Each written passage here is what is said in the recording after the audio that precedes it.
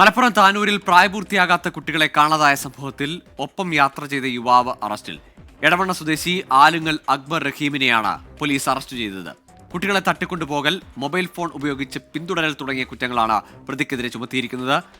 Sameer bin Kareem താനൂരിൽ നിന്ന് ചേരുന്നുണ്ട്. സമീർ, ഇയാളുടെ ചോദ്യം ചെയ്യലിൽ നിന്നാണോ ഇത്തരമൊരു നടപടിയിലേക്ക് പോലീസ് കടന്നിരിക്കുന്നത്? ഗോകുൽ, യുവാവിനെ ചോദ്യം ചെയ്തും അതോടൊപ്പം തന്നെ കുട്ടികളുടെ മൊഴിയും രേഖപ്പെടുത്തിയ ശേഷമാണ് പോലീസ് നടപടി സ്വീകരിച്ചിരിക്കുന്നത്.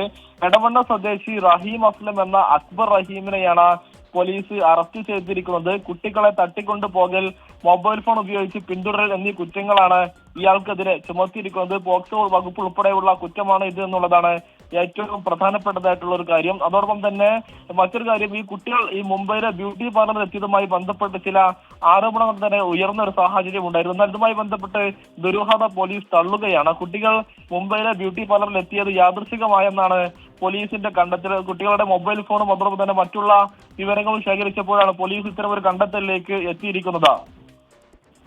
ശരി, സമീർ ബിൻ കരീമാണ് വിശദാംശങ്ങൾ പങ്കുവച്ചത്.